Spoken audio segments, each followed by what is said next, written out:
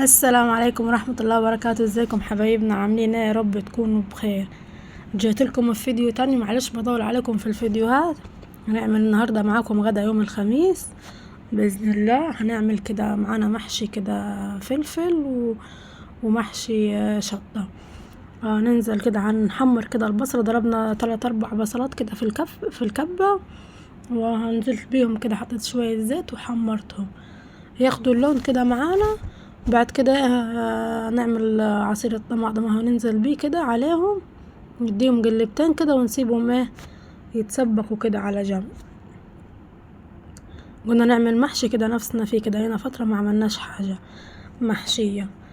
وهجيب كده عندي العين التانية كده بصلة كده صغيرة وكم واحدة طماطم. هعمل شوية بامية برانهم، بص مش بكتر الطبيخ يا جماعة عشان الدنيا حر وبيقعد، فبنحبش ناكل الحاجة كذا يوم. احنا بنحب نعمل الحاجة كده طازة يوم بيومها يعني. هنزل كده بالصلصة اللي هو عصير الطماطم يعني، وهسيبه برضو تبصوا كده بعد ما تسبك واخد الغلوة كده. هنزل كده بالبامية كده عليهم. متنسيش تحطي اللايك وتشتركي في القناة يا ست الكل، وتحطي لي الكومنت الحلو عشان كومنتاتكم دي بتفرحني خالص والله.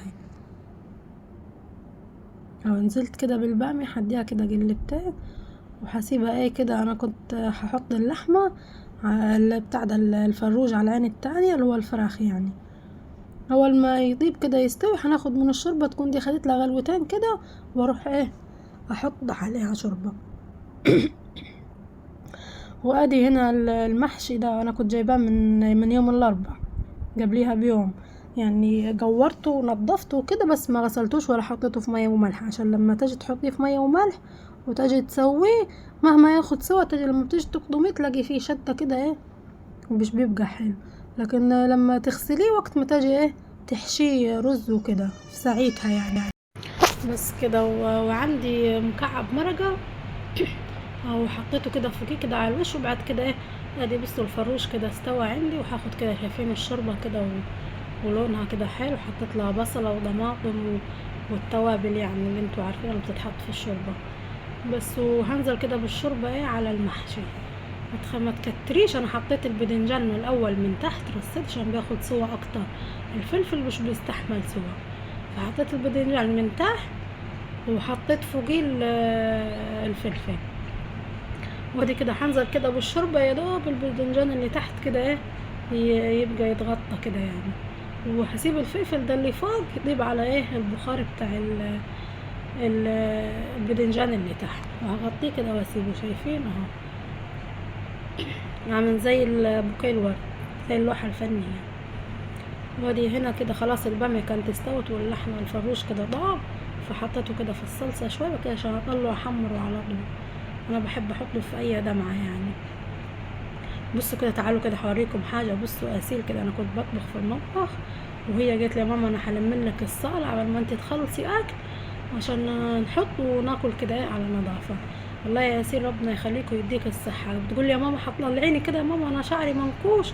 ما اقول لها ليه ماما منكوش؟ انت زي القمر. شايفين روجت ازاي؟ ربنا يخليها يا رب ويديها الصحه ويشفي عنها ان شاء الله. يعني شايفينها روجت الصاله وكنستها. امال ايه يا جماعه؟ البنات حلوه في البيت والله. ربنا يكرم كل مشتاق ان شاء الله بالذريه الصالحه. وادي هنا يونس، وادي ادم برضو مساعدها بيلم معاها لم السجاد كله وهي بتكنس الارض. شايفين؟ وادي ده يونس ده مش مخلي ولا حاجه. شايفين؟ عسل الواد يونس ده. هو كأني اسيل دي امه التانية والله. بعد كده خلاص كنا روجنا وكده وبعد كده غرفت لهم كده الاكل، كانوا خلاص جوعنا وجبنا اخرنا. ودي يقولوا كده ايه رايكم كده في الغدا بتاعنا؟ تعالوا اتغدوا معانا يا جماعه.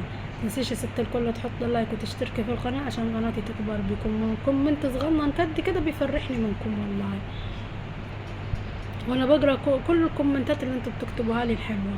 يلا اشوفكم على خير في فيديو جديد، ومع السلامه.